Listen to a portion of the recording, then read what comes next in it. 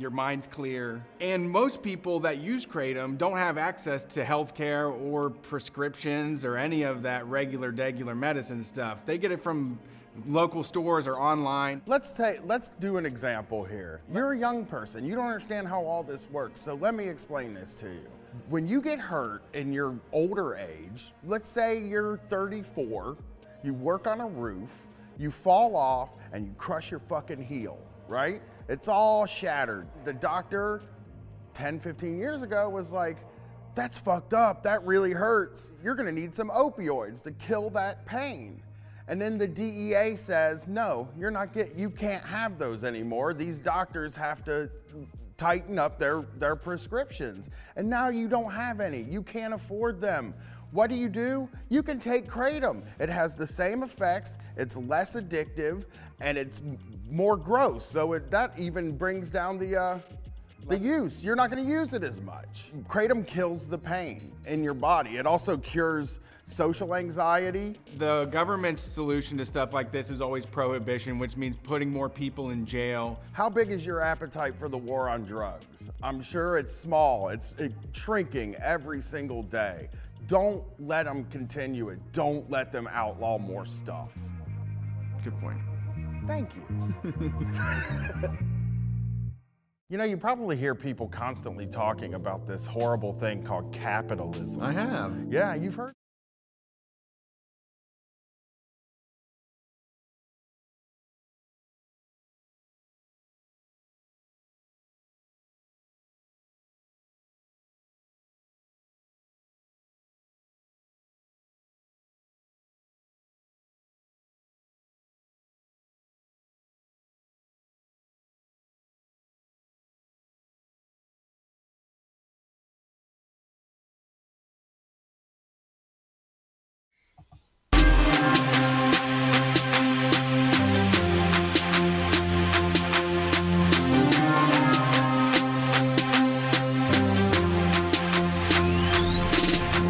Everybody, welcome to Street Fight Radio, the basement show.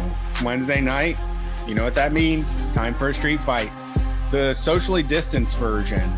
I'm sure Brian will explain that to you soon. But if you're watching right now on the chat, we are doing this via Zoom and still live streaming though. So find us on Facebook, Twitch, Twitter, and YouTube if you want to get notified whenever we go live. On Twitch, we're twitch.tv/StreetFightRadio, and we've got some exclusive emojis, and we're gonna get some sound bites to play, and that's all coming soon to a Twitch near you. And like we mentioned before, if you're an Amazon Prime member, you can use your free subscription and give it to Street Fight. If you're not going to use it for anything, give it to Street Fight. You get one free subscription, and it actually made a huge difference. In the last 2 weeks, our payout from Twitch has doubled. So we now make $200 from Twitch a month.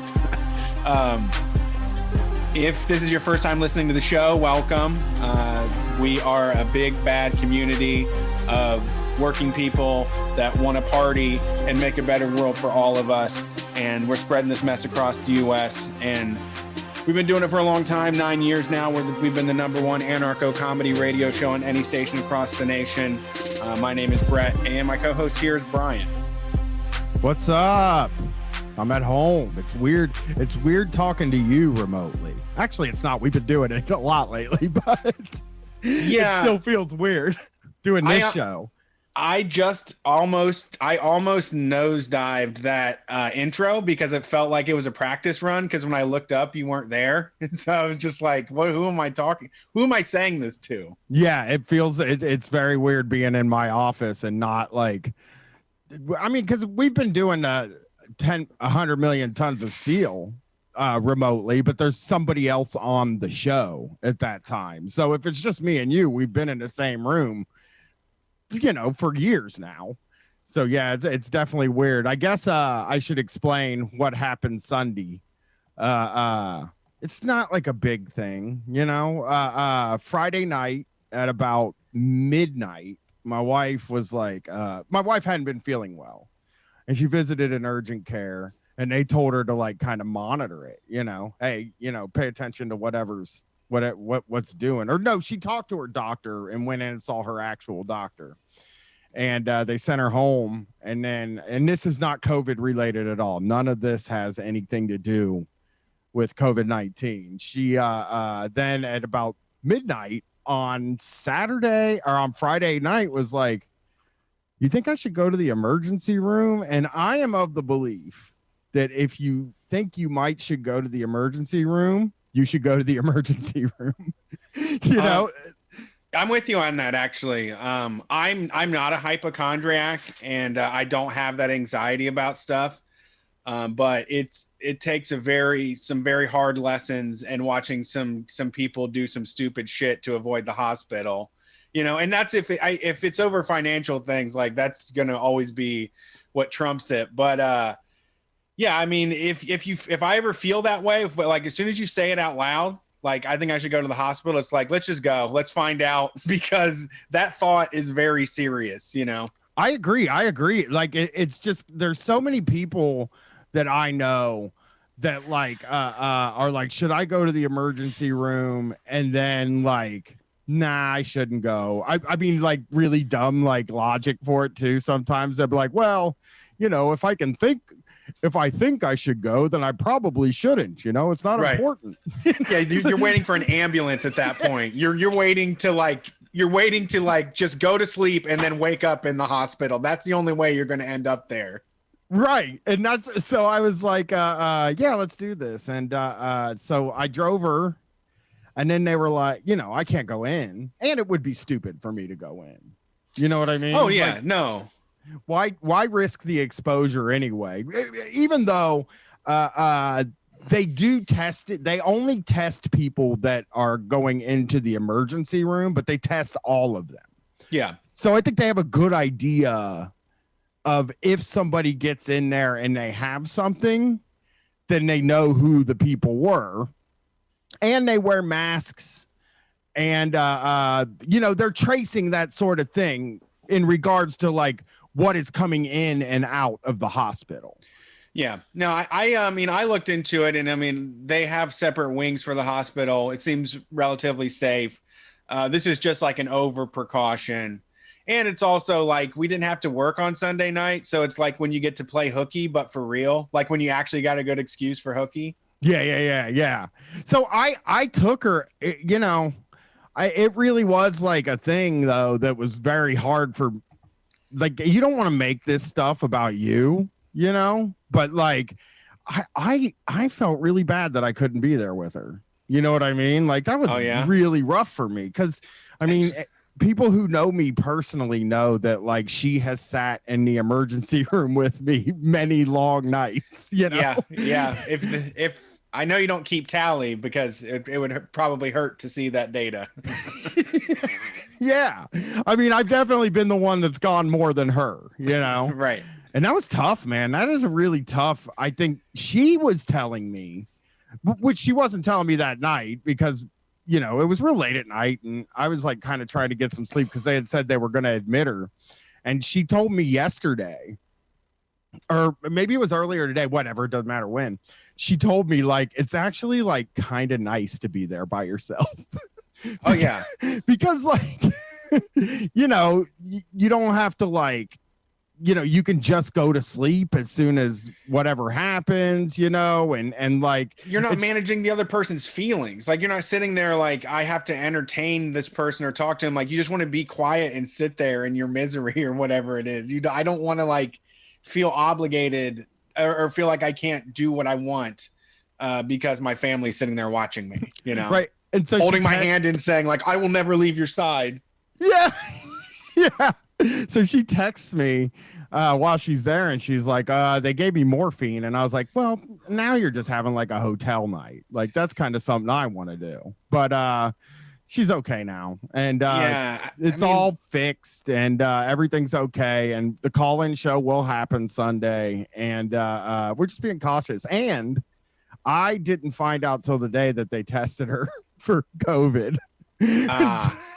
Like I didn't ask. I did because I assumed why would they? It had nothing to do with her lungs or any of that stuff. So I was just like, why would they? They should. I mean, they should be testing it people when they go to the grocery store. I mean, literally, if you leave your neighborhood, you should get a test. Like, there needs to be more. People just need to be taking them for fun. Is where we need to get to, because there's not enough of it going on. She's been tested twice, and for some reason, the one at the hospital she said was fucking brutal. I think she got the up the nose gimmick. You know what I mean? She got the full boy in there. Brain tissue. Yeah, because she said that like the woman was apologizing, and it's like, I'm sorry, I have to touch the back of your throat with this. I'm like, ew, that sounds horrible. Yeah, I have to say also that staying the night in a hotel bed on morphine without my family seems like a nice little COVID vacation in this day. And like, that seems like a good getaway. You have no idea how I was kind of jealous. Like I was I don't want to feel bad or anything, but I do like morphine. So it would have been like, you know, I was kind of like, man, she's fucking, you know, she's laying in a bed. Although she wanted water the whole time she was there, and you're not allowed to bring water in. And they kept forgetting about her. Oh, God. And she didn't get water. She got there at midnight. She didn't have any water the whole time she was there. She asked for it right when she got there, and then she got it at 8:30 in the morning.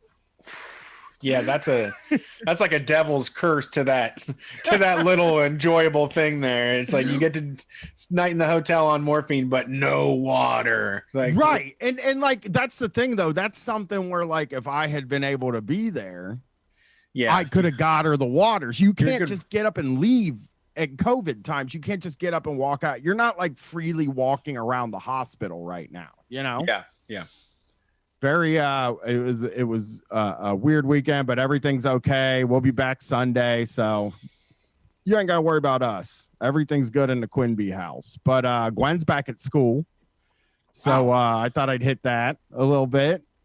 At virtual school? Yeah, virtual school. She is taking over half the studio over here, office, and is doing the work in here. And it doesn't, to me, sound like it's going swimmingly. It does not seem. And I've seen these stories all over Twitter too today too. It's just like the teachers are having a really hard time with the technology, which makes sense. You know, there are some teachers that like probably aren't technologically inclined. And then like there's a lot of surveillance going on, weirdly. Like apparently there is something on their computers that they get from school that lets the teacher know if they get up and walk away from the computer. Oh, yes. Yeah, I've heard about some of this. Also, mouse clicks, or they can see if like the browser window is pulled to the front. Yes. They started getting into that with work stuff early on in this. Your boss could see who was like had another window open and was Facebooking or something. See, that's why you need a whole other thing. Yes. You know, and she's in you know, now that we're talking about this now, she is in a room with a desktop computer. So she does have a whole new thing. She did say that she's certain that the boys are playing PUBG or Fortnite or whatever. They're like, or no, they're playing NBA 2K20, but they're definitely playing because like she said they on the first day of school they were trash talking each other in the chat and got caught. My God, this is so tight, man. See, we didn't get these experiences. I'm just in a Shakespeare class, and then people just start like putting bucket emojis, you know? Yeah, she was like, it just said, oh, somebody got the dub in the chat. And they were like, the teacher was like, what are you doing? Yeah. There will be no passing of the rock in this chat. Yeah. They actually, she said the first day the teacher had to make a rule, no trash talking in the chat. And it's like, because there's no way you can get these dudes to like not play because it's probably not, they're on a Chromebook that is the one the school gave them. So they have probably a whole other gaming PC, and they're probably sitting at the same desk with the gaming PC or the console, and they are holding you. I'll bet you if you made them keep their mics on, you would just hear click, click, click, clack, clack, click, click, like the controllers, you know? Yeah. Yeah. I mean, but for a lot of work at home parents too, they're doing that. So the same thing. Like they're pretending to be in a meeting, but also, leveling up their character. Yeah. It's cool. I mean, I like that. I mean, obviously I want my kid to pay attention in school, but like, I also understand that like trying to get a teenager to pay attention in school is like a fool's errand, like if they want to pay attention, they're going to pay attention, but like, it's kind of impossible to get them to if they don't want to pay attention, Well, then it's also like all of his behavior just transfers over to a digital thing. It's not a completely new landscape. These same goof offs were doing the same. They had their phones and they probably had their phones out playing, PUBG. Yeah, I think it's harder to do. I think it's actually harder to do that though when you're in class, sure. Like I'm sure they've all developed ways to get it to work, but like I feel like this would be a good experiment for us to do. We got to get like 20 teens, right? And then we even 18, 19, 20, we got to get 20 people, Brett. And then we got to go in and stand in front of the room and talk for like a half hour and then try to catch all the people that are using their phones, because I think I could 100% catch all of them, every fucking one of them. True. It would be very easy. Right. I don't know. I still imagine there's some sort of tomfoolery. You can still calculate. You can still play Drug Wars on those calculators. For sure. It's Final Fantasy VII. Yeah, I think you can play like Mega Man on those things, can't you? Probably not. That was probably like a bridge too far. All we had was text-based stuff. Yeah. So I guess like the first thing I wanted to talk about, Brett, is the only news story this week, because neither one of us are going to talk about the DNC. Just no way. Although, what? Did you watch it? I mean, I don't know. It's I didn't watch it. Hell no. No, but I love that video, the Steven Stills video. Is that I watched a few videos and I was like, oh, the one I sent you? Yes, the closing for one of the nights, because it's happening right now too. Right. Bad. I mean, that didn't look real. Okay. Yeah. The blue was off. It was some weird color green. And like somebody pointed out online a million times, it looked like a sociology textbook that would say like, America. But the funny thing, like Billy Porter, fine. Steven Stills just comes floating in with his saggy jeans on, no ass, saggy jeans, looking horrible, didn't dress up, couldn't even put on a fucking collared shirt for this, to play this song that is just so generic. It's been the song for 70 years now, I guess. Like, and it's already like, to me, it's a Burger King commercial. Like, let's see what's happening here. Oh God. 2 patties on a bun with some cheese and bacon on top. Like, it just sounds like a commercial for BP Express or something. Like, it's such a tired fucking song. And the thing about it is it made me question about who I'm voting for. I kind of want to stick it to him. I do. I kind of want to just say no, like a big round no to that. I do. I want to say no to that too. I mean, I probably will say no to that, but I'm not going to vote for Trump. That's not what I'm saying. But like, what corn? That's corny.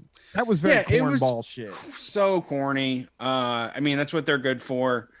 Yeah. I mean, I thought for some reason I was thinking about that Fleetwood Mac song that they always like to do, the "Don't Stop Thinking About Tomorrow." I 100% like that. I is 100% a Democrat song to me.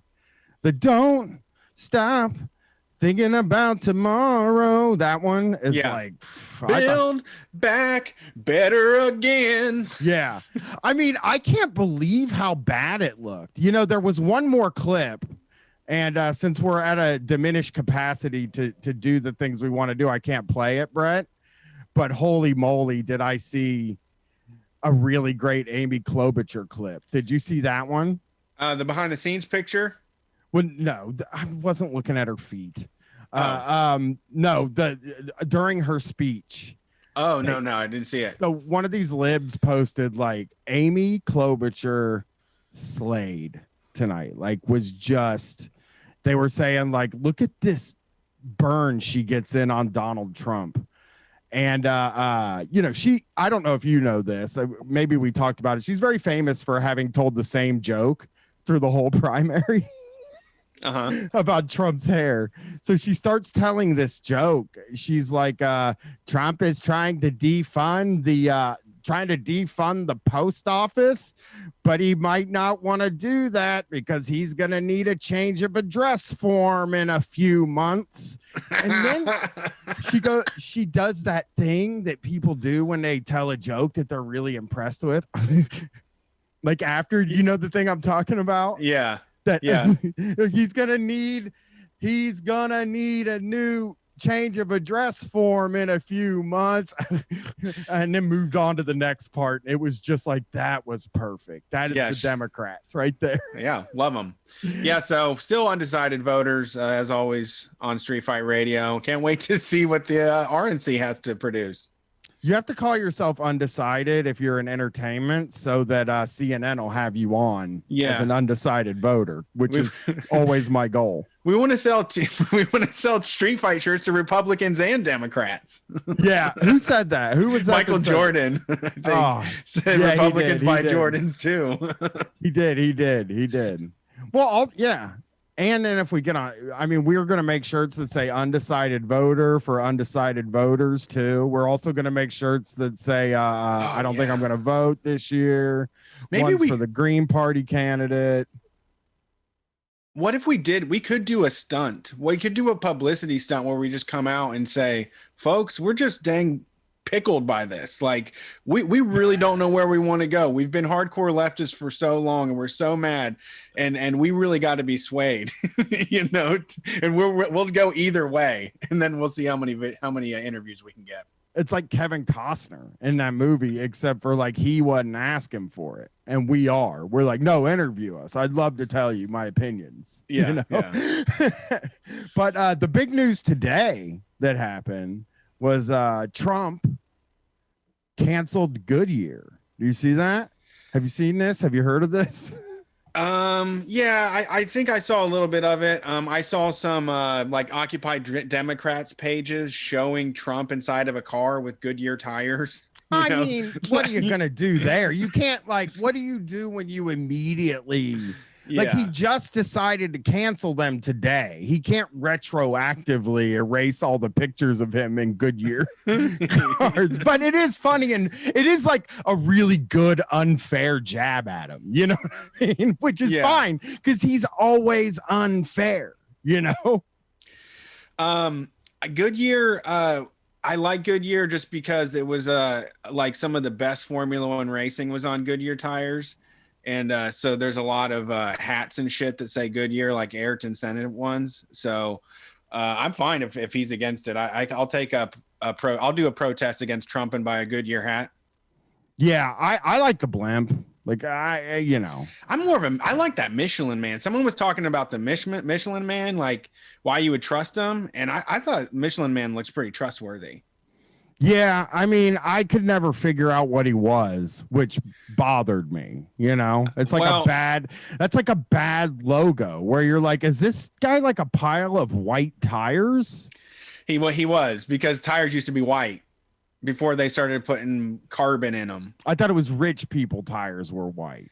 No, that's like white walls. You know what I'm saying? No, that's from the 80s or whatever. That's from the 70s or restores. No, it was they were originally just all white tires, and you would have a black strip. I mean, you would drive over the road and the white would get black where you drove, and then you'd have white walls on the side still. How do we get white tires now? Are those like available? They're less trustworthy, man. You got to have the black shit they throw in there and like radial. You want to have like all that extra junk they put in them now. Dude, I But would that's why you can drive- trust the Michelin Man, because he's organic, 100% organic, natural, unvulcanized rubber. I would drive a car with white tires on it. That Oh. is like a look right Wait, there. That's like yeah. a look and a half, dude. Yeah. Yeah. Where are those at? Yeah. I don't think they may. I mean, I can't believe nobody's decided let's make some different color tires I get bike tires. I have pink bike tires right now. on your bike Yeah. that you ride. Yeah. I don't know why I'm acting all surprised. Like, Brett, you wear pink? What's going on here? I got a green bike with pink graphics on it, so I put pink tires on it. Ah. A Nishiki.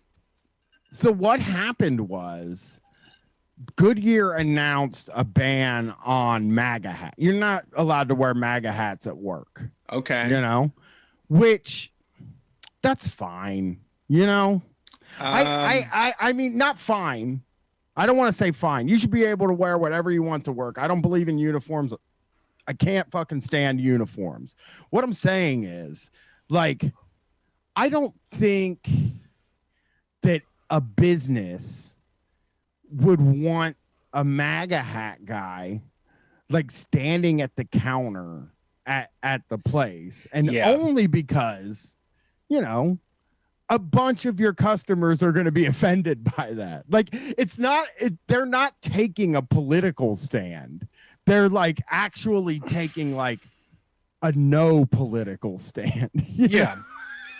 Yeah, this PC bullshit is stomping all over Americans' First Amendment rights. I mean, but if I would like to fight this in court, right? Yeah. Then you could start being like, well, you know, my political beliefs are, and then like, you know, female body inspector hat. You know? Like, oh yeah, I have to wear this. I politically believe in whatever a funny hat would be, just a cool snapback maybe. Yeah. The The Cookie Monster hat. Cookie Monster hat. Yeah, you could really start getting away with wearing cool stuff to work. But yeah, he tweeted today, don't buy Goodyear tires. They announced a ban on MAGA hats. Get better tires for far less. This is what the radical left Democrats do. Two can play the same game, and we have to start playing it now. So they have decided now that they're going to goddamn do fucking cancel culture over there. Yeah, I mean, what about is it all? It's just all hats, or all personal hats have been canceled? No, they probably aren't. Just MAGA hats? There's just too many goddamn MAGA hats around here. I mean, I would believe that. Yeah. Oh, sure. Like they're in Topeka, Kansas, and Akron. So I'm fairly sure. Okay. Okay. Under acceptable. So a Goodyear employee at a plant in Topeka, Kansas shared a slide that he said came from the company's corporate office in Akron, Ohio. The slide, reported by WIBW, showed two categories: acceptable and unacceptable. Now, here's the thing. You can't believe these people. You know what I mean? Like this is so zero tolerance. What is acceptable? This is so not real, Brett. This is something. Zero tolerance. Acceptable. Black Lives Matter. Lesbian, gay, bisexual, transgendered pride. Unacceptable. Blue Lives Matter. All Lives Matter. MAGA attire. Political affiliated slogans or material. Wow. Good. That is a good year. It is. Now I'm That's a gonna shop there. damn. Yeah, I think who I think I might.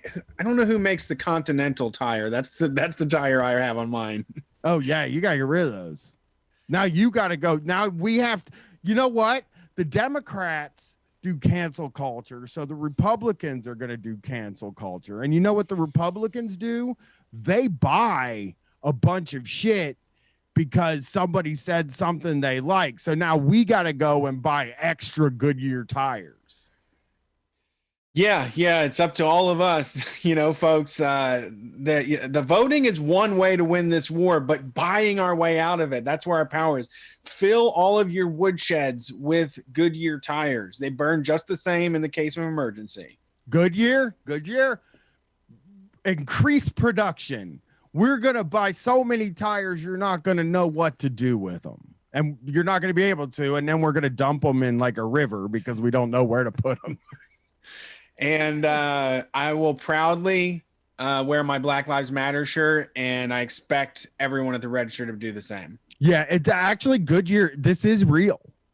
Because I got the Goodyear response to Trump's post. Goodyear is committed to fostering an inclusive and respectful workplace where all of our associates can do their best in a spirit of teamwork. As part of this commitment, we do allow our associates to express their support on racial injustice and other equity issues, but ask that they refrain from workplace expressions, verbal or otherwise, in support of a political campaigning for any candidate, political party, as well as similar forms of advocacy that fall outside the scope of equality issues.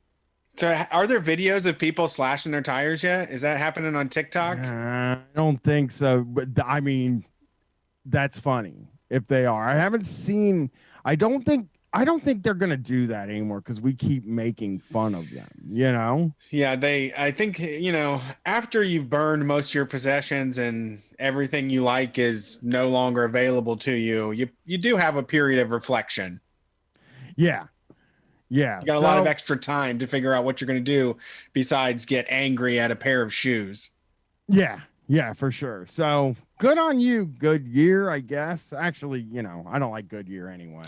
Yeah, we have to drastically draw down the amount of automobile manufacturing parts that happen. Yeah, less tires. Let's have less tires. Let's hope Trump puts Goodyear out of business at this point.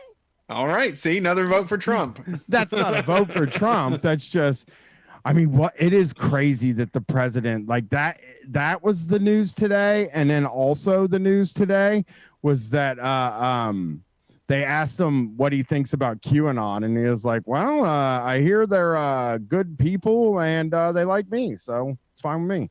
And then the guy is like, well, they also think that like you're taking down a global cabal of pedophiles and Satanists. And then he responded, so like, is that a bad thing? It's just like, holy shit. He's Nana.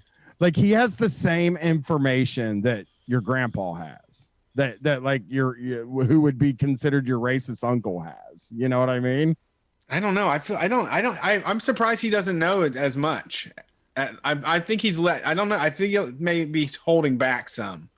I'm surprised that he doesn't know. He has to know about QAnon. Like they make all those crazy videos of him where he like turns into a giant locomotive and smashes through, Joe Biden's trailer and shit. I mean, do you think he likes those Ben Garrison cartoons? Do you think he like looks at those and feels like really good about them? The ones where they make him like a big buff I'm sorry. Guy, you know what I mean? Where he's riding the motorcycle with the beautiful hair and he's all buff. He's like scoring touchdowns. Yeah, I mean, you gotta love that. You would love that, Brian. Fuck yes, I would, dude. That would be my shit. If people just started making cartoons about you, like saving the souls of a bunch of lost children with the power of your comedy. That's true. That's true. Okay, now I feel really good about it. So I think he does. So I got something that's maybe a little longer, but do you want to do that first, or what did you have? I have a little list of stuff that somebody sent to us. Okay, let's do that, and then I want to cover this week, and maybe not all of them, but a few. I found a list of conservative parables that I thought we could look through. Oh, Brett. Interesting. Yeah. The chat rightly pointed out the Goodyear blimp though has to stay, right? I love that goddamn thing. And what I'm going to tell you the truth about the Goodyear blimp. Like, I really only like heavily support it because I hope to someday get to go in the Goodyear blimp. Well, I think that we could probably turn public transportation into Goodyear blimps. That's true. That's true. I like just the Goodyear blimp. Just swing, like a couple 100 feet up above everybody and, drop us off. I watched something with Katie the other night where a guy got in a hot air balloon. And I said that a really weird way, syllable wise, a hot air balloon. But we were talking about, like, I was like, it's pretty wild that people get in those. And like, I do not think, I think I'll say right now, like, boy, if somebody bought me a hot air balloon ride, I would do it. Even though I'd be really scared, I would do it. But like, I say that every time about roller coasters too. Like, before I go to the amusement park, I was like, you don't die on a roller coaster. It's going to be fine. I don't know what I'm so scared of. I'm just going to ride them this time. Yeah. And then I get there and I look at them and I'm like, I'm not fucking getting on that thing. I watched some people take off in a hot air balloon from a park. And there was a point where it was like, oh, this is really magical. And then when they got 100 feet up, I was like, man, you're donezo if you fall from there. Like, as they got higher and higher, I'm like, this is stupid. Like, this is a bad idea. That's what I was telling Katie. I was like, you know what? I hate to sound like a weirdo and a coward or whatever like that, but like, they're in a fucking wicker basket, you know? And how many times I've sat down on wicker and just fucking demolished it, Yeah. Well, hopefully it's a good wicker. I mean, is there good wicker? No. And if you're running a hot air balloon tour, you're not going to get the finest wicker for your basket. Oh, no. You're getting it imported illegally. The balloon, there's no way the fucking balloon, like the carnies that run hot air balloons they're gonna be the ones, they're one carnies that don't cut corners. Yeah. I don't know. I think maybe I would. I guess there's a hot air balloon festival they usually used to do up in Delaware. I never got to make it. I wanted to go check it out.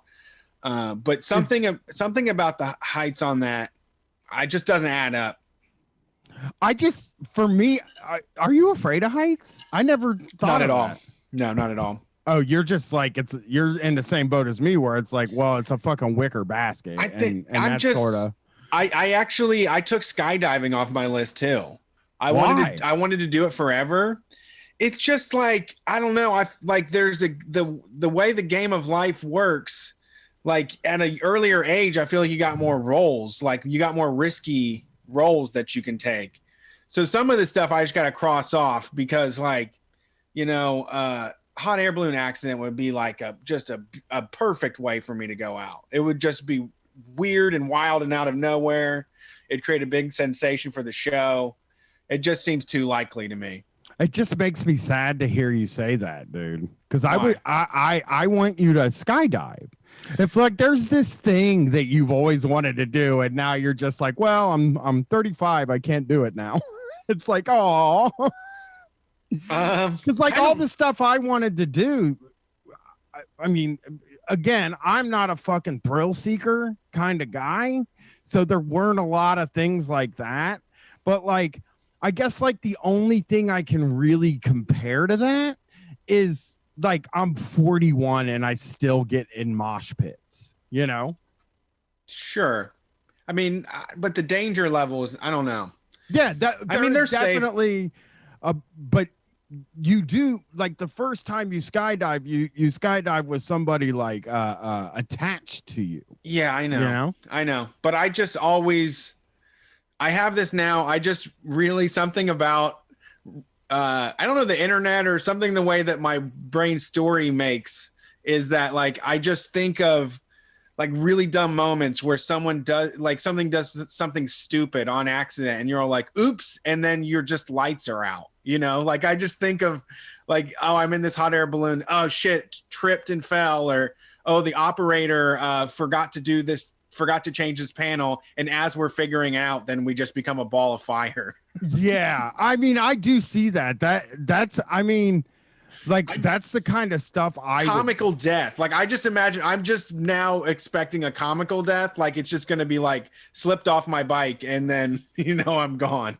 I think I know why though. I think I know why with you. Why? Is that like a story that I know about your family growing up is that you lost somebody in a very highly publicized. That's true. Plane crash, which is like nobody that was a part of like I mean, that's like a huge part of you growing up. But like, Yeah. there's a lot of other stuff tied to it. Damn. And probably it does make you feel like, I mean, that person didn't get on that fucking airplane from Florida and expect to die. You know? And Yeah. So That's true. Yeah. Well, now thanks for the therapy. It must be working. No, I mean, that is like, that has to be right. It is. It is. I mean, I just mull those moments over, like, just because we get on planes all the time, and it's just like, you imagine being mad or just like looking over to your friend and be like, there's no fucking rye chips in this goddamn Chex Mix. Fucking sucks, dude. And you're like pouting about it, and then you fucking die. Yeah. Yeah. I agree, man. I'm with you. I mean, I don't think flying in an airplane is a huge risk, which is why it doesn't bother you. But like, you know, when you skydive or get in a hot air balloon, it feels like you're like really piling on the risks. Yeah. You know? The wind is like a factor. Like a fucking airplane controls the wind, but like a hot air balloon is at the whim of the wind. Oh, I never even fucking thought about that, dude. You could just like, it could just start blowing and you would just keep flying. Yeah, you can't just say like I want down. Maybe they'll put a big rope ladder in it so that you can climb down if it gets a little hairy up there. I'm just freaked out about wicker. It's just okay. I'm a wicker guy. It doesn't hold up too in the sun. Like they're getting as close to the sun as possible, and that wicker breaks down immediately. It's bleached out after one season. You leave it outside, and it's donezo. Yeah, and if It's a pile of sticks. If you're associated with the show and you're a hot air balloonist, I would love, like I said, I would love to go to the place where you take off in the hot air balloon, and I would get in the hot air balloon and go up. Now, but that's coming from me on the ground currently. And I'm very brave when I know there's no chance that I'll ever be in a hot air balloon. All right. Smart move. So what was the list of things? Let's see here. This comes from Drake P, who sent it on the Patreon messaging system. I like that. It's very technical. This comes from Inc.com. The title of this is New Study Shows Troubling Disconnect Between HR and Employees. What? You think? They're not managing their resources correctly? Because I mean, that's the first I've heard of it. That would be HR's fault, 100%, right?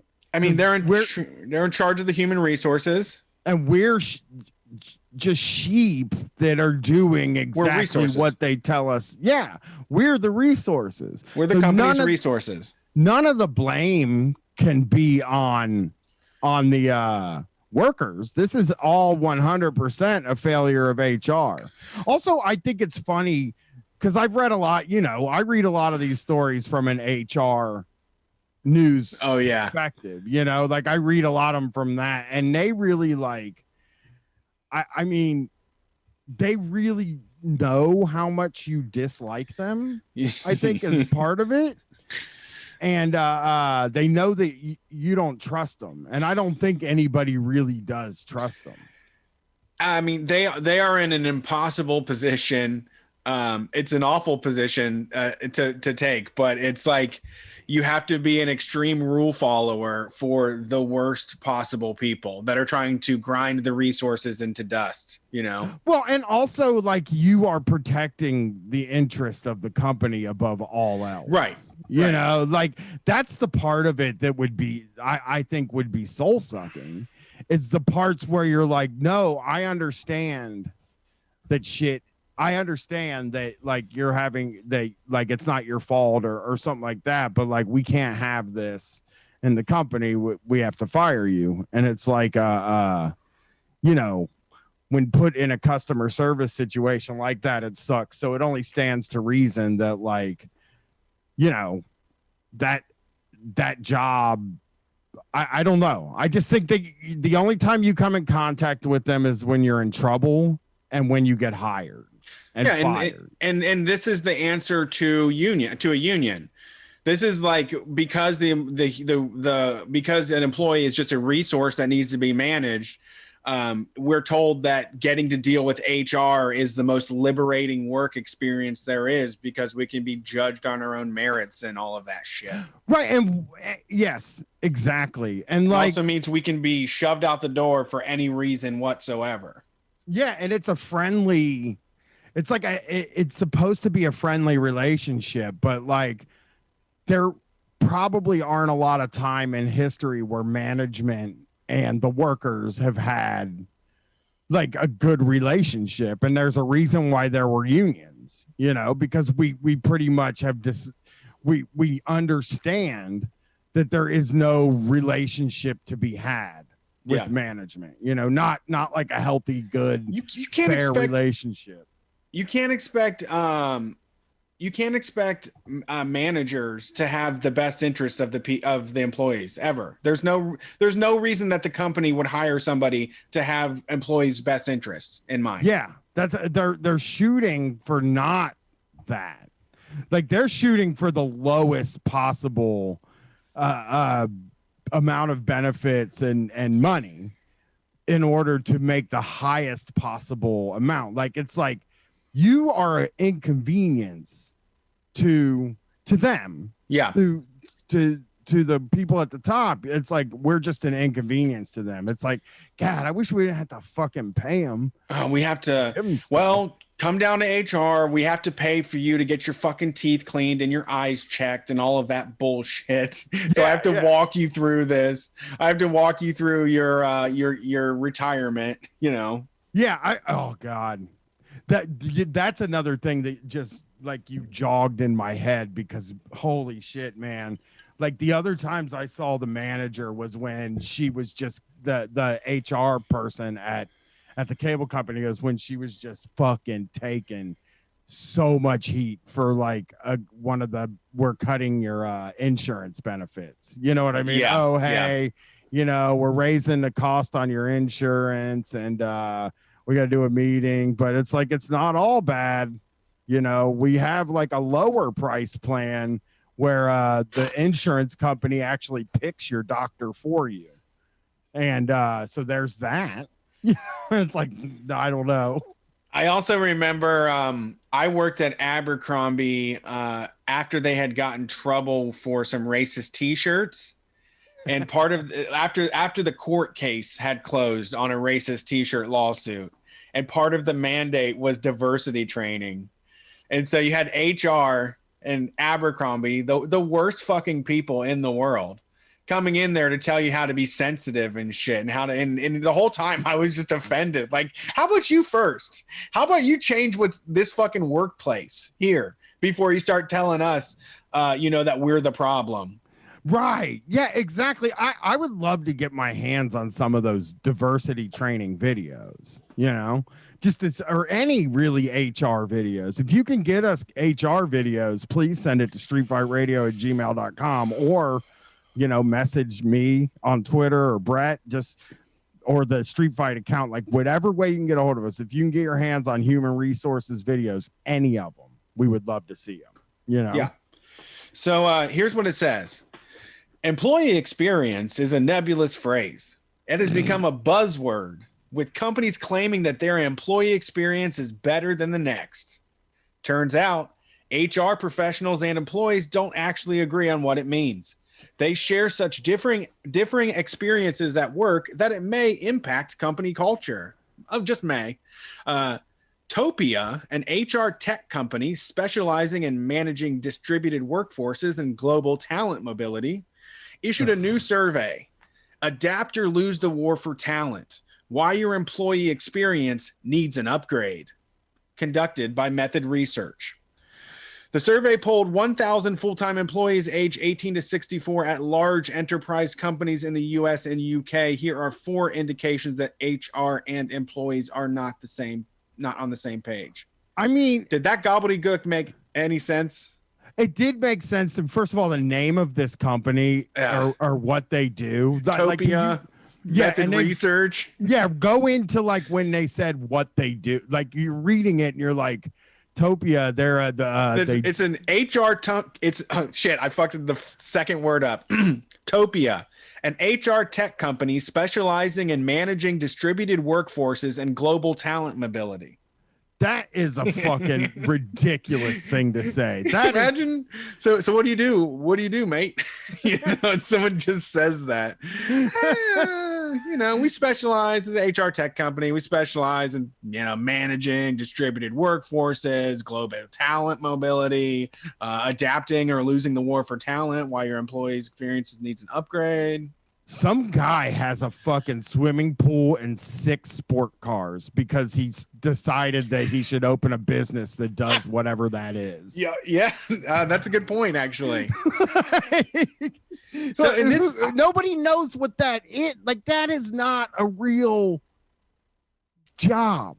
When I look at that, what it's saying right there, that doesn't even feel real. Like, the dystopia really is a bunch of fucking companies that are trying to figure out how to deal with the workers that have like names and missions that nobody knows, like that nobody could ever understand or see through, Yeah. And this has also been, I think I've noticed this just from following business news over the past couple of years, this adapt or lose the war for talent. This whole thing of like, you need to really take care of these people. It's gone beyond, ping pong tables. Like they are really just trying to do more like psychological warfare on employees to trick them that it's a good place to work.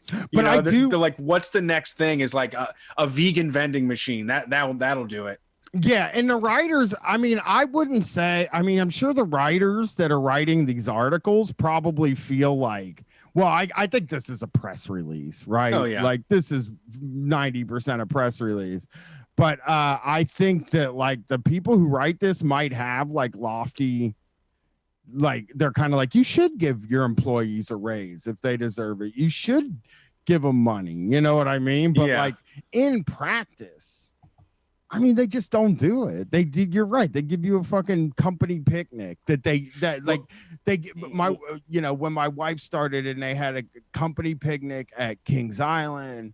And then the next year it was at Bob Evans Farms. And then the next year it's just in a fucking park, a free metro park. All right. So that's coming later. I can read that one. Oh, who didn't see that? I'm going to do them in order here. Company picnic should be Cancun. Oh, I like it. Yeah. I'm going to go to Atlantis. All expensive pays to Atlantis. Is Atlantis the sexy one? No, it's that like big theme. It's like an island that's also a water park where like you can go down slides and like there's dolphins and sharks and shit that swim by you. Shit, I wonder if I can afford that. I hear it's. I think I don't know. You have to look it up. I'm sure it's terrible. I don't want to suggest it's a good idea. I was making a joke about it. It's like spending like 4 days at a fucking TGI Fridays. Yeah, it's gonna be. Yeah, it's a mall. It's probably all the food is paid for, and you get all this like cheapest food that they can make. And then it's like a cruise that you don't. Yes. Have to get on a boat for. Buckets of beers are only $40 for 6 or something, Ooh. That the beers gave me a panic attack. I did one cruise and it was really cheap, but the beers were like fully $6 for like a Bud Light. It was $6 and you got a bucket of them and they didn't give you a discount. It was 6 for $36. And you spend fucking 3 or 4 days on it just chugging beers. Yes. That's hell. 18 a day to keep the doctor away. HR believes employees are happier than they are. Who would have thunk it? That is fucking nuts. Oh, well, you want to get startled, Brian? Yeah. Here's a startling stat. Only 17% of employees give their company an exceptional rating for employee experience. Every one of those employees like don't take a lunch because they're trying to become the next level manager, Oh yeah. It's like 17% is probably like the people that own the company, the people that make like $250,000 a year and up, and like the people that are like hustle and grind culture people. Yeah, or people that, or even like, I mean, these are probably big companies, but I also think the happy people are the ones that like buy like a trailer that's like an hour away, and they have like a 2-hour commute every fucking day, and their mortgage payment's like $700 a month, but all they do is commute and work all the time. Or they have like I thought you were saying like there's also the people that make like just enough money to have like their dream. Like my parents are a good example of people who like make enough money to like live their dream, because their dream is like not that fancy. Yeah, it's like I just want to have a camper and a Miata and a fucking hot tub in the basement, Yeah. And like I'm happy if I got the hot tub, if I got the Miata, I got the camper that's at a campsite that like I don't have to take care of. Hey, life is I'm good. happy with my job. I mean, I think I have the same exact goals as your parents. No, you don't. Well, you do. You are into campers, but you're like looking at a hip one, Yeah, we're gonna make it into a tiny home. Oh Jesus! Not at all. So it says companies must address the unmet expectations felt by their employees, and that starts with awareness. And oh wait, I'm sorry, I cut it off. Sorry. What's more, employees are twice as likely to rate their company poorly compared to those on the HR team, suggesting a considerable disconnect in perceived employee experience versus reality. There you go. Sorry. Unbelievable. Yeah, you wouldn't expect that. I mean, the HR is like, I've only heard great things. This is crazy. What? Yeah, are you kidding me? Everybody comes in here. They say it's a pleasure to see me, and that they appreciate everything I do. I just don't get it. Fucking yeah, exactly. They're like, because they want to keep their job. They're sitting in there like, this is a fucking great place to work. I don't know why people would even be mad about it. This is I love it here. And it's like, because they get to like have one beer at lunch while the people in the warehouse are pissing in bottles. Yes, that's exactly right. Yeah, the lunch, also the office gets to get they get a lunch from any restaurant they choose, and the warehouse gets pizza party. Always Little Caesars too. It isn't like they go all out. No, I remember when I made it to the office though, and I got it. I took that power as soon as I had the chance. Like they were like, "Ooh, the sales floor is getting Donato's again." I kind of want some Thai, and then we would all be like, "Yeah, let's get a separate order going." Oh, I was gonna say, there's no way you got Thai in an office. Yeah, we had a small, cool office. Oh, okay. Yeah, because like my wife talks about what goes on when they're trying to like set up like a lunch, and it just like basically she gives up.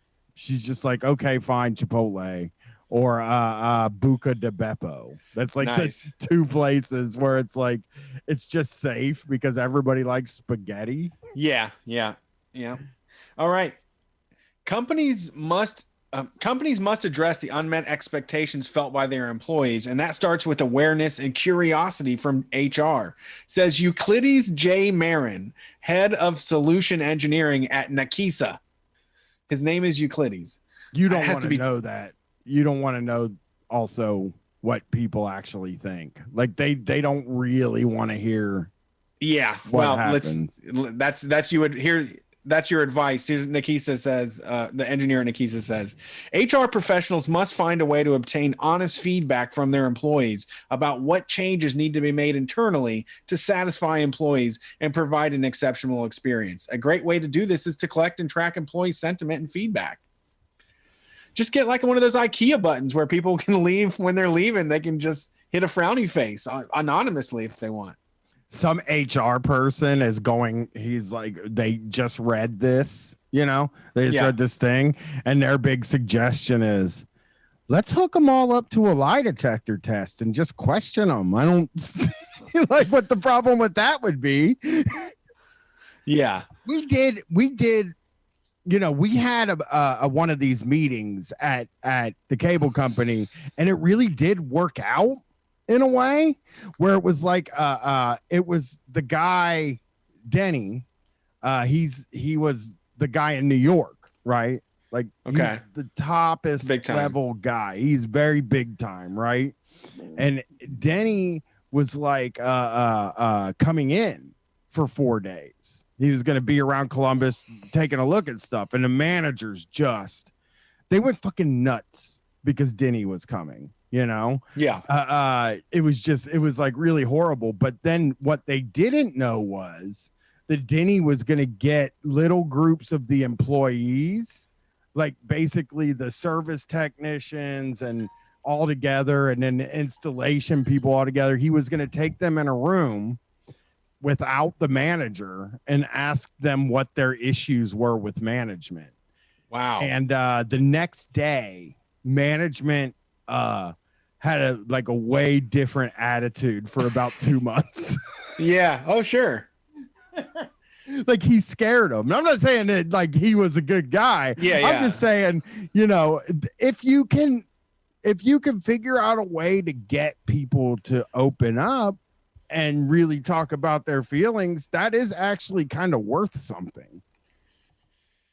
Yeah. I mean, I don't think it's helpful to like the kind of one-sided authoritarian workplace that we're used to, though. No, I guess. no. Yeah.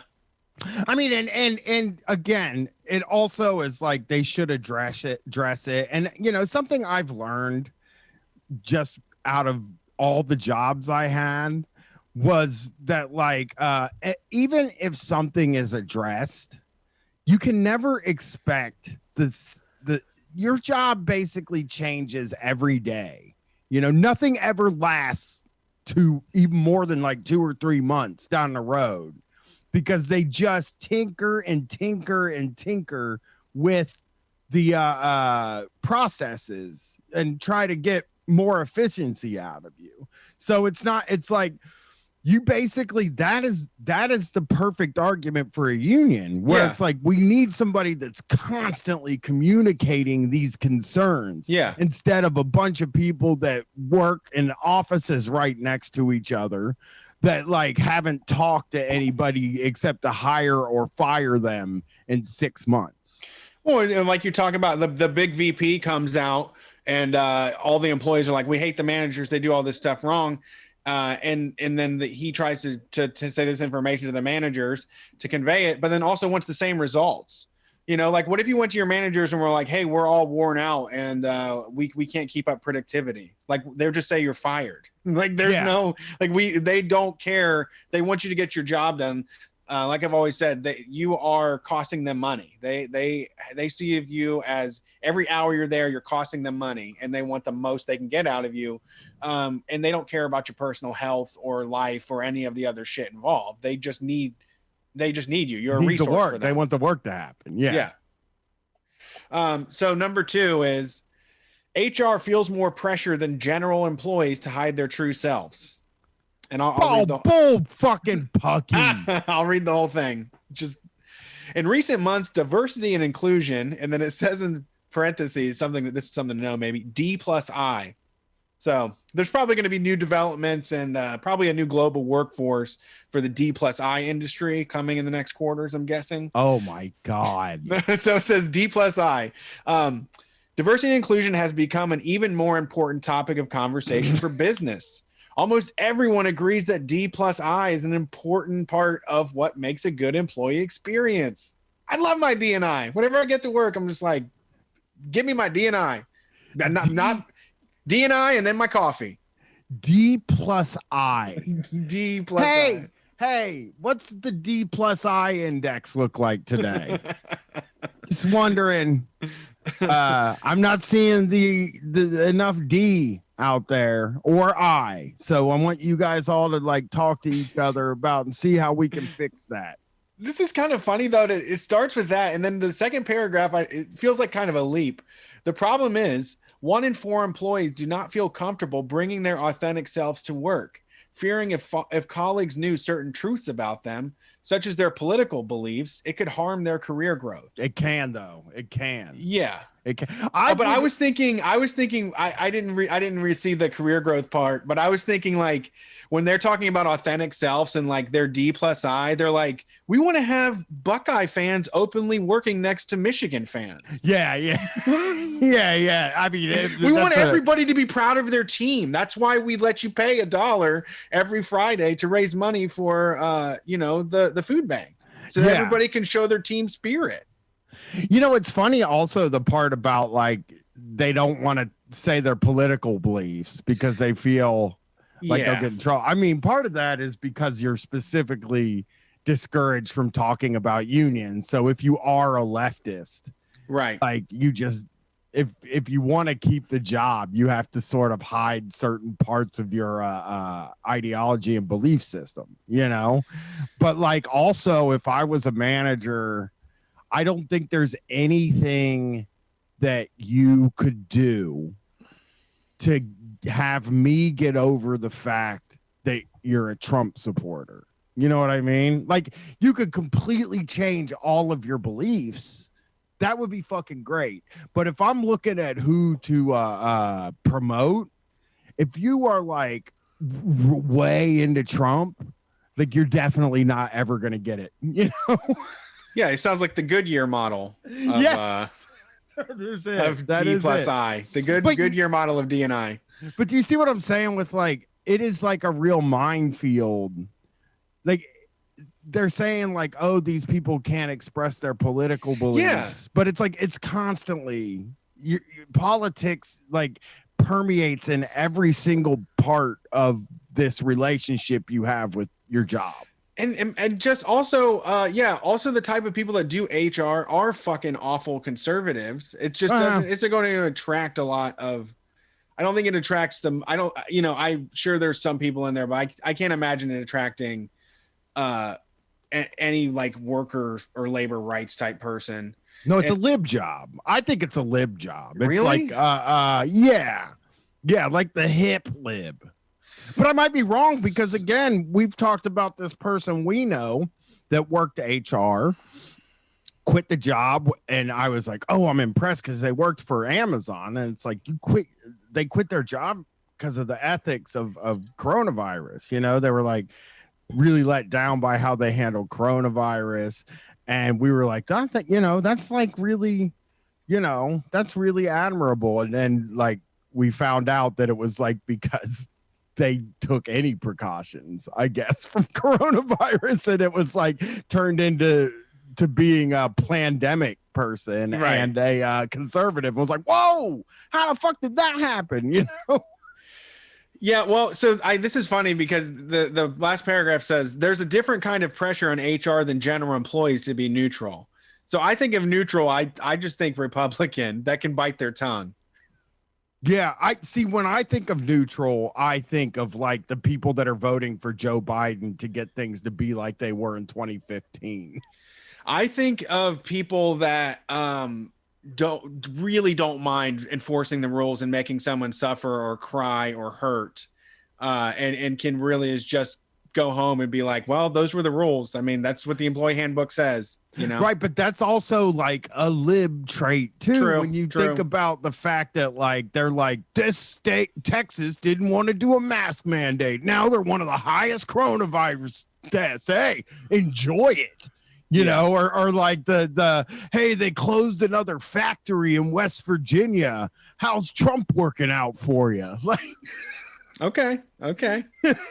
I see what you're saying. Yeah. They're exactly the same, but on like a different. They just care about different shit, but they're all authoritarian. And how are you going? I mean, I think that the problem is that we're supposed to do work every day when there actually is like a huge reckoning that needs to happen with our society. Because like you can't openly say your politics without having someone just being absolutely offended both ways. Yeah, that's true. That's true. I think one of it is more ugly and shit it's obviously more ugly. But then I also just think about like talking to people about Medicare for all at work, like caring about other people is also like a very dangerous thing to do at work. Yeah. If you were to say like, I'm into socialized medicine, they're like, oh, no. We're not doing that. Sorry. Yeah. That's, It would save a lot of money, for the company. And like, nope. We don't do yeah, that. absolutely. If almost half of HR feel they can't be their true selves at work, that will trickle down to employees. With all that has happened in 2020, my hope is that we'll see a shift in HR professionals finding that balance of authenticity and objectivity. So they're going to put their Beatles coin collection on the wall. Right. It's like, what would they do? I mean, when you think of a Trump type person and even like a centrist Biden type or any leftist, it's like a lot of your personality is politics and ideology and stuff like that. And it's like, don't share that though. And it's like, well, what am I supposed to share? I don't like really know what else. I can't share that. I can't put a big weed leaf on my desk, on my cubicle wall. Yeah, I don't know what is open for me to be able to do, Yeah, just public domain music. Just talk about all the public domain music you love. Yeah. Oh yeah, because if you bring up music, and I don't know, I like a lot of apolitical music, but there are people that get all up in arms about music too.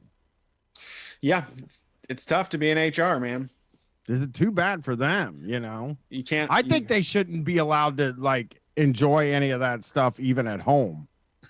You think that it just should be like it should be a service, full service to the company, where you just get rid of all personality and just become the mouthpiece. Like it's like the priesthood or something. Like I'm going into HR. You got to like go through some kind of a ceremony. Yeah, you got to wear some sort of like androgynous clothing that is just hangs on you and is like sexless. Just a suit, really. You just wear a suit and you show up, and it's the same suit. Actually, there's like 100 suits. Okay, no, that's too many. No, I'm saying one standard issue suit, right? Well, no, what I'm saying is there's 35 of the actual. Okay, there's 50 of the actual suits in all of America, and there's one for each state, and you wait in line. You put the suit on, you get a picture taken, and they hand you a name badge. And then you move along and you sleep at the office. That's like your new home. There has to be like a little apartment off to the side. And if you're HR, you have to go through, like to be HR, you have to go through that ceremony. You wait in line, you put on they all wear the same suit, the same one suit. And you have to recite the employee handbook by memory in front of an open flame in a cauldron. What about just the mission statement for the company? You have to cite your mission statement. Yeah. So you'll just get like down on all fours and just say, oh man, I lost it. Damn it. I was going to say the Topia thing. He's like, I will specialize in managing distributed workforces and global talent mobility. Yes.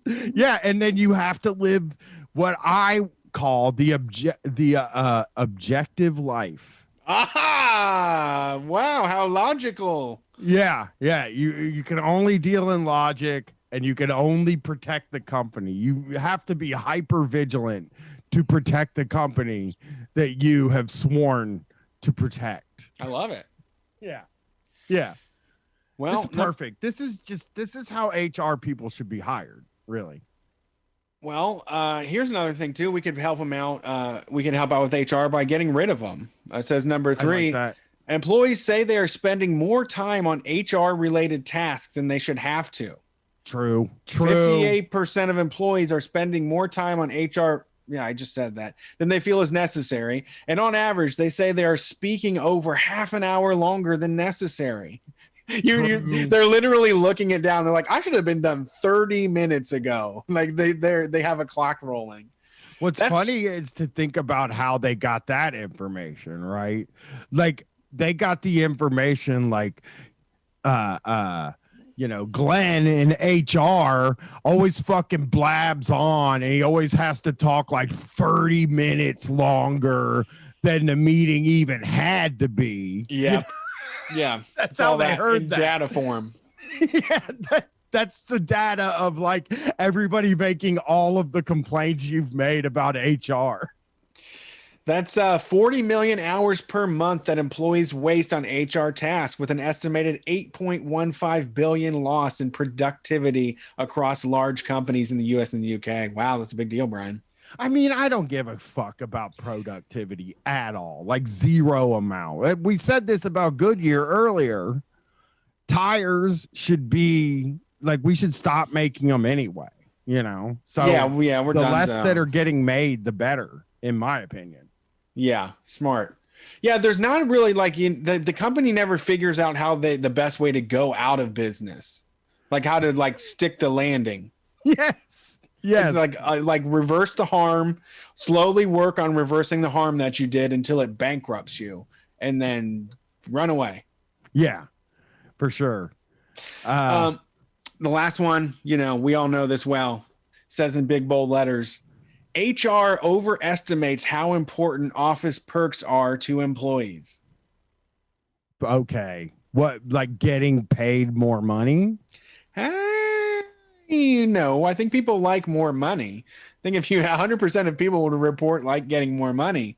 A quarter of HR professionals defined employee experience as an amazing office space with great perks like free food and game rooms, compared to only 16% of general employees. Yeah. So that's pretty low. Yeah. I mean, you want like, I'm thinking like $250,000 a year would make people, that's an award that I think people would really like to get. This is pretty good. In fact, this attribute falls dead last in terms of making the employee experience exceptional. Instead, employees say the number one definition of a great employee experience is being empowered and trusted to do their job with little supervision. Yeah. So like we were saying before, let me play NBA 2K while I get these sales. Like, don't question my methods. I know the handbook didn't say to do it this way, and that HR person is about to do a hex on me, but I'm telling you, if you wouldn't have been supervising, I would have been getting the job done. Now I've spent 30 extra minutes talking to HR about this situation. Yeah. Yeah, that's true.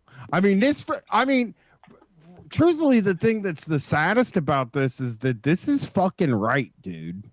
Like, they know exactly what's making people crazy about them and making them hate them. And, but they, no fucking connection to how to fix that to us, which is, by the way, getting rid of human resources and having a union is the only way those things are going to get addressed. All right. Well, Deb Muller, CEO of HR Acuity, I don't think she'd use that big U word, but she says employee experience isn't about free food or parties. Employees are craving genuine workplace relationships where they feel safe, valued, and their manager has faith in their ability to get the job done. That's none of those things. Let's ignore that. That can't be solved. Let's move on. Let's see if maybe they would like bigger snacks. Yeah. Yeah. Oh, that's what I was saying. This is just for them. Like, there, people reading this are just like, okay, they don't like free food or parties anymore. They're millennials. They like experiences. Maybe we could do a lottery for an escape room or something. Yeah. That is true. They're just looking to, like, first of all, it is perfectly fucking normal to not want to hang out with the people at work. Yes. When you're not at work. Like, I don't think that's a wrong thing. I know that they say that they don't want that to happen, and they're like, oh, you're not building relationships with the people you're spending so much of your time with. But it's like, just the fact is, like, you didn't choose to be around those people. That's just where you ended up. And if you can make friends and have solidarity and all of that stuff, then that's really great. But it doesn't make you weird that you can't. It doesn't make you weird that you don't have relationships with the other people at work. Yeah, and then it also becomes this thing where they're like, "Oh, you know, you can't be upset or dissatisfied with your job ever." You know, like that they just think of that as like something, a problem that has to be solved, and it's never like improve the quality of the job. You know, their answer is just, you know, try to do a little trick to make them happier. Yeah. Absolutely. Let's start putting Valium in the water fountains. See, that would actually work though. That would make me happy. Yeah. All right. So I got two choices, Brett, and I want to give you these choices for what we're going to do before we get out of here tonight. Okay. All right. I got 10 ways to teach your kids to love America. Oh man. Okay. Or conservative parables. I have read some of the parables, and I gotta tell you, they are something. Yeah, I want to let's go with the parables. Let's learn something. You know, I mean, conservative parables are also wild too, because like they just get so twisted anymore, where they're like, you know, there was David and Goliath, and they got in a fight, and Goliath won because might makes right. You know, like that's just like an Instagram meme you see, or like how we talk about when they share memes where Bill the Butcher is the narrator, or yes. Somebody like you know, they're the people that are like, I don't know, they just don't know their characters, or they always choose bad people to identify with. Yeah. Okay, so here we go. One morning in New York City, a crowd of pedestrians waited for the street light to change so that they could cross the intersection. The sidewalk corner was crowded with people, as it often is, and one pedestrian stepped slightly into the street in anticipation of crossing it. But at that moment, a messenger on a bicycle was moving quickly through the intersection and was thrown off balance by hitting the pedestrian's foot.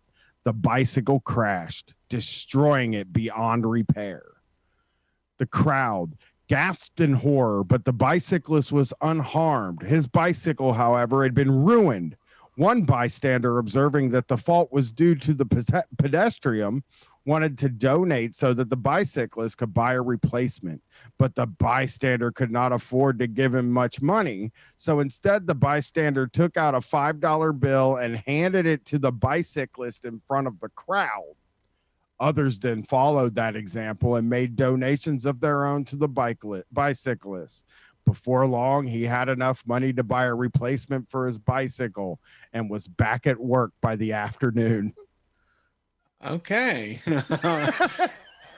So that's the story of the broken bicycle, they call it. I like it. Where is this coming from? This is coming from Conservapedia. I could imagine conservative people on a sidewalk grabbing the person that tripped the bicyclist and killing them. But open carrying and just shoot them. Yeah. He did violence on his bicycle. Get him, and shooting. And yeah, bullets bouncing off of everything.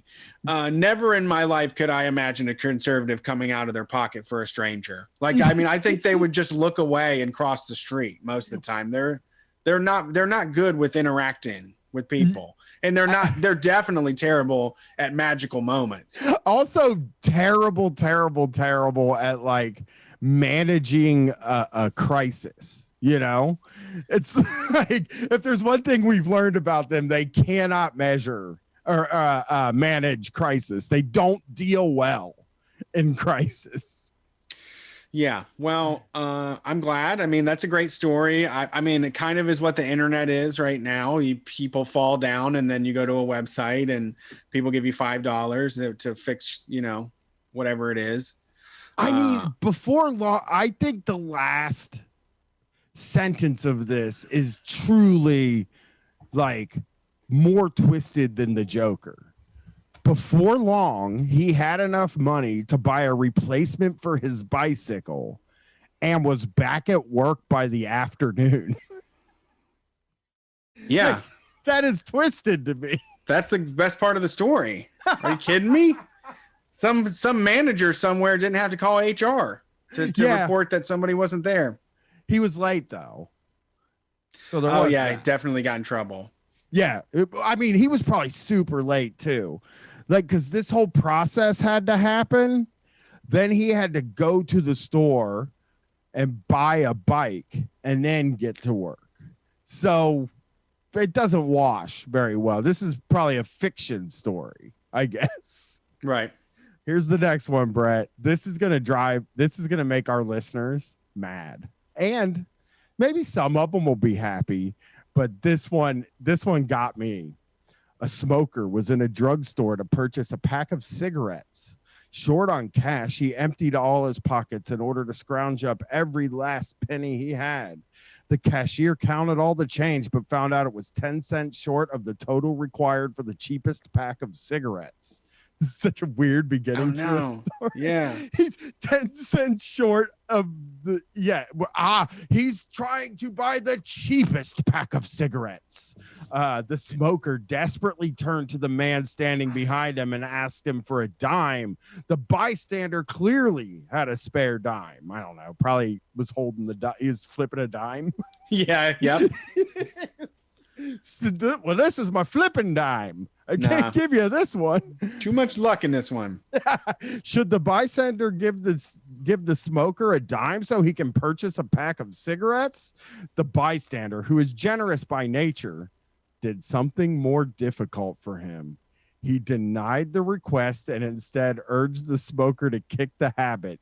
The smoker then gathered all his change and left the store. Great. I hate that story so fucking much. I didn't know if it was coming in. I remember them being pro smoking for a very long time.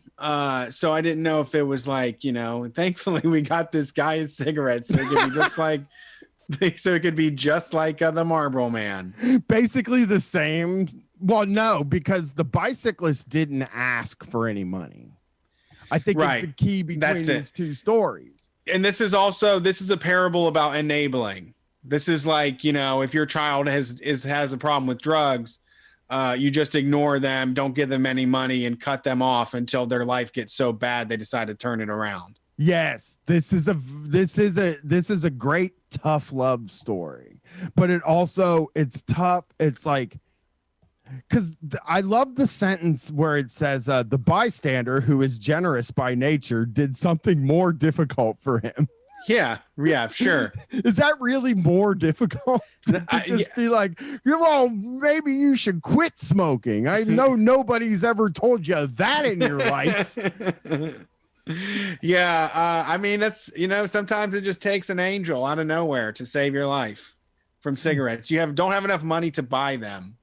But sure, things are looking up for you. All right. If you didn't smoke a pack of cigarettes a day, you'd be able to buy a house in a year. Thank you, sir. I never heard that. Can I have 10 cents? What? Everybody in this story, except for the smoker, is a fucking asshole, because that 10 cents, dude, just give him the cheapest pack of cigarettes that he came in asking for, it's 10 cents. I know you can't give 10 cents you could probably give 10 cents to every customer that came in and still only come up short like $40, Yeah. I don't know what the number is for coming up short anymore. I'm very old, and I was making $4.50 an hour at McDonald's. And if you came up $8 short, that's what triggered an investigation, Yeah. I had a weird moment. I tried to pay with cash at UDF. Oh, that shit. I shouldn't say. And the person was just like, I don't want to deal with it. Like they gave me a whole dollar back instead of change because they were like, I don't want to deal with it. Yeah, I've had that a few times too. Like I've gotten some free stuff. But the change thing is fucked. You know what I mean? They're running out of it. I think it's because people aren't going out. They're not using meters. And they're also like coming home and just throwing their change in a bucket, not using it. But I imagine that's gonna be the way life is. Life had to be trending that way before the pandemic. I Yeah. guess, is something. Because it's just like, what do you do with change? Rather than throw it in a bucket and scrounge it together to get a pack of cigarettes. Right. We can do one more here. Let's do the lost $40, Brett. Okay. One day, a teenager received $40 from his father. Now, before I move on, the teenager is the enemy of the conservative. Right. They've been raised on all this Nickelodeon that tells them it's all right to make fun of adults. Yeah, exactly. Man, I never thought about that. Have you heard somebody say that, or is that something that made you crazy?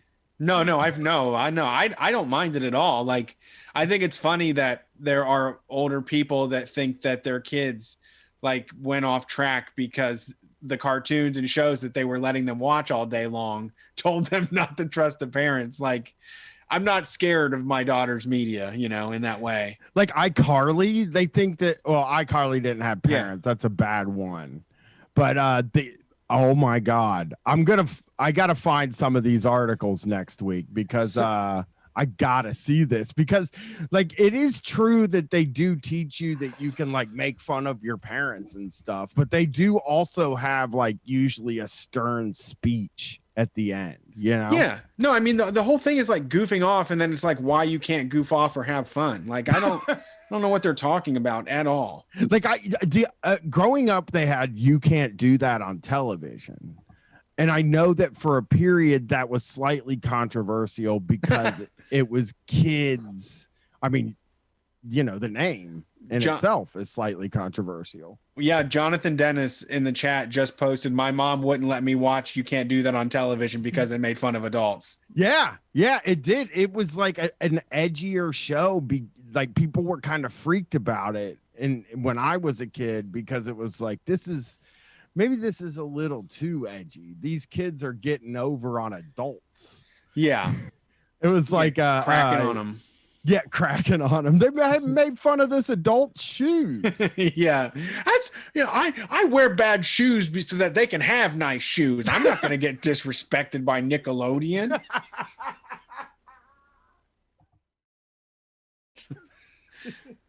What? I mean, how insecure do you have to be? I mean, off the charts, just non-functioning. Yeah. I am totally freaked about that. Like I'm going to find some stuff about it. So anyway, one day a teenager received $40 from his father. The teenager then had to drive somewhere, and he put the $40 on the seat of his car. After going in and out of the car several times and driving with the windows open, the $40 was gone. Well, I mean, come on, yeah. Dude. That's such a teen move, though. If you ask me, like getting in the car and just throwing $40 on the passenger seat that your dad gave you, so you don't like really value it very much. It's like, I'll just get another 40, And yeah, it blows out the window while you're driving. So I mean the amount of money I lost of my parents and then just went back and asked for more. It's like but they never gave it to me because I don't think they like had a ton of money. So like they were like kind of tight on some of the of giving us money. They hated giving us money. But like once I actually got a job and I cashed my check and I would have a bunch of money, I lost so much fucking money, just losing it and not paying attention to where it was. That should only happen once. I know. You know how many times I threw like a bunch of money away because it was like $5-10? How many times I threw that kind of money away because it was like I was using my pack of cigarettes as a wallet? And then, you finish smoking and you just throw the pack of cigarettes away with the money on it. Yeah. Oh, my God. I forgot I used to use my cigarettes as a wallet because I didn't have a wallet until I was like in my 30s. Okay. That's an interesting fact. I didn't know that one. No, I was pretty old when I got a wallet. And then I was like, you know what? then I tried a rubber band. And then I was like, oh, I mean, I guess one There's of the clip wallets. Yeah, say there's Kickstarters for probably like $50 rubber bands that will do some shit. Yeah. So anyway, this kid loses this money. He searched and searched for it, but couldn't find it anywhere. He then spent dozens of hours agonizing over the lost $40, obsessed with having lost it. It bothered him for weeks, even months. He still remembers it years later. One day he realized that based on the prevailing wage for teenagers of $8 per hour, that $40 was worth no more than 6 hours of his time after taxes. If he had simply worked rather than worry, he would have quickly found the $40 and accomplished something in the process. So this is a story about a kid that lost $40 and gave up on life. I think is what he never tried to get $40 ever again. It scarred him too bad. Oh man, that is you can't give me $40. I'm just gonna lose it again. I'm a fuck up. I fuck up every time I get $40. And they're like, calm down, Jason, calm down. Like it was one time. He's like, it's gonna be every time. They couldn't give him more than $40 on his paycheck ever. Like when he got paid, it was like he gets paid $39. Should we give him a raise? We can't. Like we'll lose him. I would love to. We'll lose him if we give him a raise. We got to pay him. He specifically said he gets to get paid once a day, and he can't go over $40. $39.99 if you really want to give it to him. But this guy did fuck his life up for $40. Yeah, I mean that is a really scary story. I will make sure that if my daughter ever loses $40, I'm just going to say it was fucking $40. Don't worry about it. Yeah. I mean, that has so many emotions in that story to me. The lost $40, because it is like so illustrative of what goes through the minds of the conservative. I think especially this, where it's like, first it's like a teen who's not valuing the money. It's like this kid doesn't know how to value money. He fucking lost $40, and then like he feels so bad about it, and he feels bad about it for more hours, right, than he could have worked for $8 an hour to solve it. Yeah, with. Yeah, that's annoying too.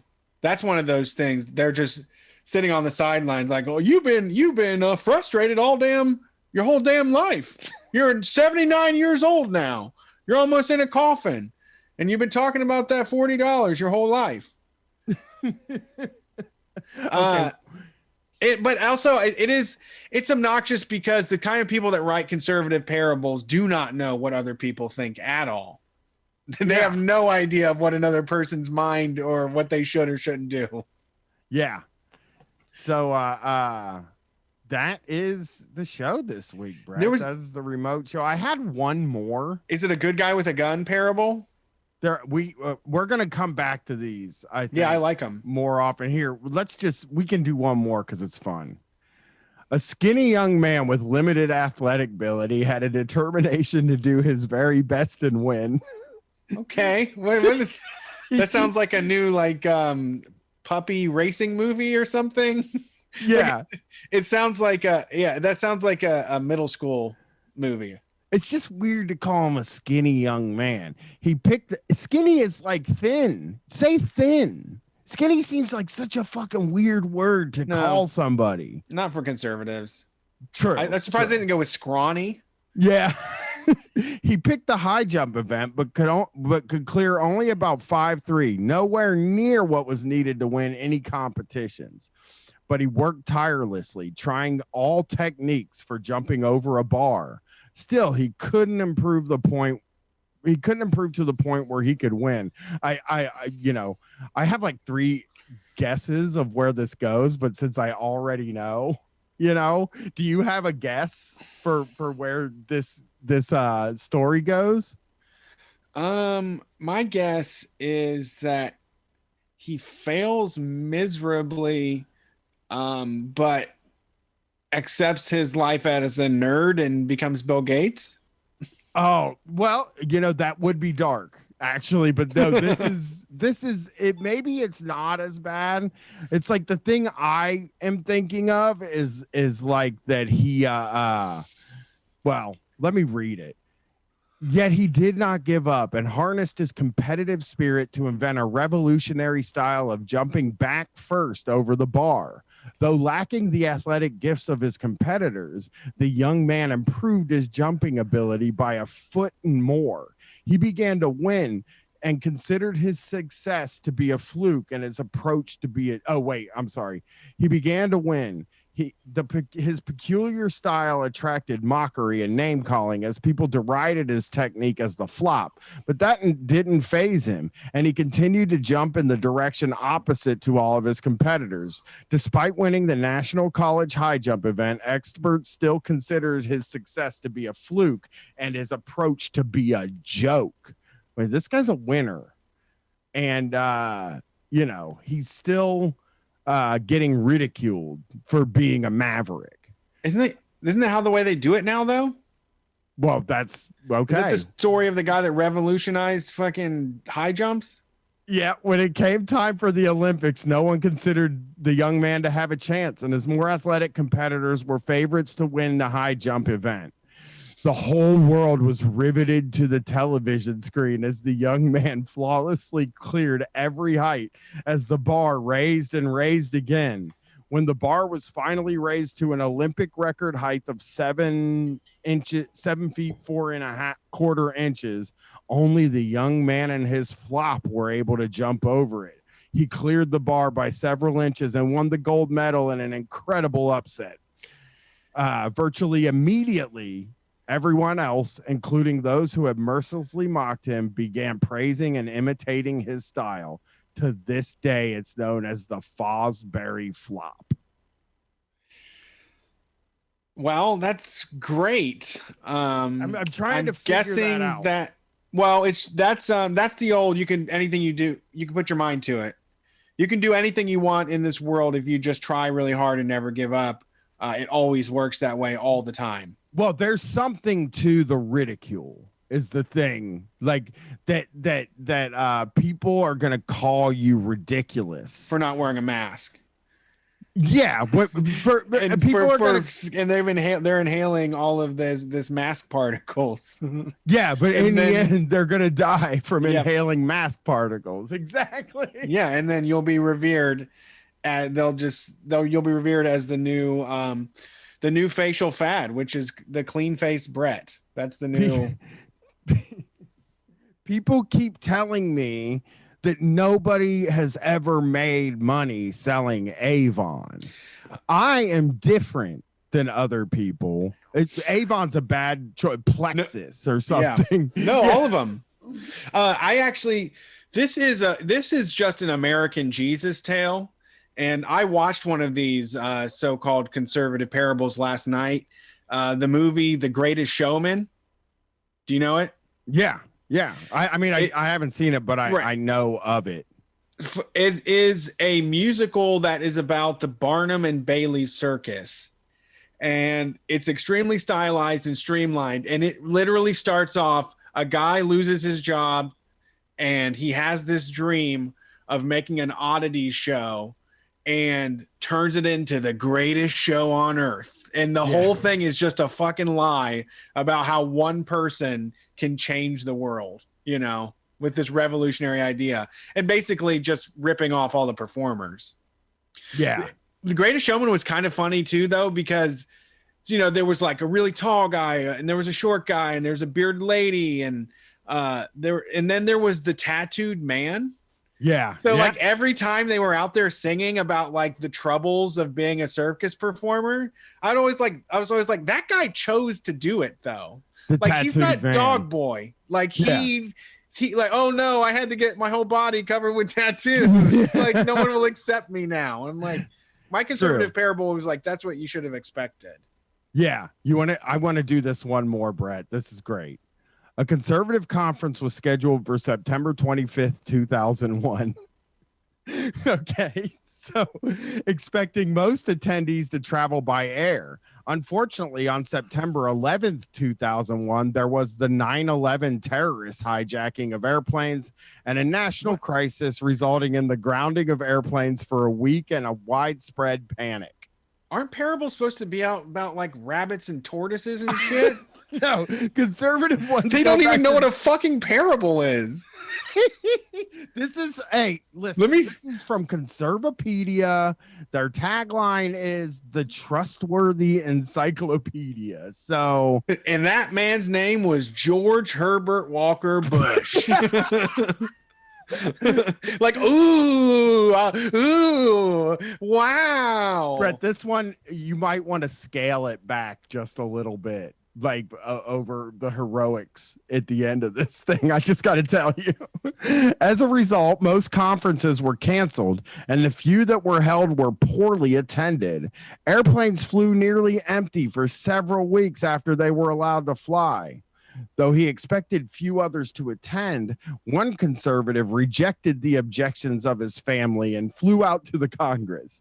He saw only 2 other passengers on his 140-seat plane. He checked into the hotel and felt that at least he could cheer up the conference. But to his great surprise, everyone else showed up. The other attendees concluded that both logic and faith weighed in favor of traveling to the conference. There was no logical reason for staying home, and faith eliminated any anxiety. In fact, the conservatives did not even waste time discussing their decisions to attend at a time when nearly all of the travelers act irrationally and avoided airplanes. So that's the lesson we learned. I guess we learned something there. You know? Yeah, these people go into dangerous situations because they talk to God. So follow them. Follow these people. Yeah, they didn't see it though. They're able to risk it all because of their faith in Christ. So be like them or shut up. For them, it's like logic. If it explains what I want to hear, faith for the stuff that it doesn't explain at all. Yeah, faith is the mystery that holds everything together. Yeah. All right, that's the show for this week. We'll do more of these as the weeks go on. There's a bunch of them. So yeah, I hope there's a whole printed book. I mean, there has to be, there one should called be The Fly Ball, or The Story of Two Psychiatrists, or How to Deal with Liberal Critics. Is the name. Wait, what is that? It's called The Story of Two Psychiatrists, or How to Deal with Liberal Critics. Oh God, just imagining like some conservative dipshit trying to do like a PJ O'Rourke thing where they're like thinking they're writing dialogue for a psychologist that's trying to make sense of liberal brains. Yeah, Welfare. Wonderful. There's one called Welfare. Many good ones. Yeah, there's Socialism in the Classroom. So there's a communism short. I can give you this. How do you tell a communist? Well, it's someone who reads Marx and Lenin. How do you tell an anti-communist? It's someone who understands Marx and Lenin. Ooh. I can't argue with that. Communism. All right, let's hey. Thing about Friday. It also, like faith, understanding doesn't mean you have to read it to know it. You just fucking but you get a general feel for it. People have told you. You see enough movies to know what happened. See enough American Hollywood blockbuster movies to know what happened. Yeah, or it's like I knew a Russian guy. Yes. They said it's fucked up over there, man. They said it's really fucked up over there. Like, okay. That's Street Fight Radio. We will be back on Sunday night. We're taking calls from you. We've got a lot of people that are going to call in too, so should be a good night. If you want to hear more of what we do, head to patreon.com/streetfightradio. And next Friday, we're doing a fundraiser. It's $10 a suggested donation. That goes towards the staff at Littlefield. It goes towards the People's Justice Project, which is the Black Lives Matter organization here in Columbus. And we'll get some of the money too. we have spent a few months without touring, and it's starting to drag into the bank account a little bit. So this will be a good boost and a great way to raise money. This is not a Patreon thing. This is hosted by Littlefield. They were looking to have some of their more popular acts do a show that would help benefit them so that they don't shut down and so that the employees there can stay on the payroll. So that's happening next Friday, August 28th. You can go to littlefieldnyc.com and the calendar to get all the information. It's going to be a one-time thing. Brian and I are plotting the future. We're going to be talking about what to expect in the year 3000 and how we're going to get there. And we're going to need help from everybody that's watching. So tune in. It'll be a good time. It'll be a great break from everything. I watched that Thursday live stream today, dude, and it was fucking awesome. It was neat. It was, yeah. They did a live concert and they were like on the stage for part of it. And then they moved to the front, like near the bar, and got on stools and played acoustic guitars and shit. And it was really exciting. Like I was trying to tweet about it and then I just put my phone down because I was getting really into watching it. And it was awesome to know that other people were watching it at the same time. It really did have a little bit of a moment of like, this is the first time anybody is seeing this right now. You know, it felt, and like you think of all the other people at their house that are doing lawnmowers and kick flips and shit and all that in their room, trying to do a mosh pit. Yeah, that sounds cool. That definitely, ours is going to be very funny. I swear. Yes. And we will see you on Sunday. Peace.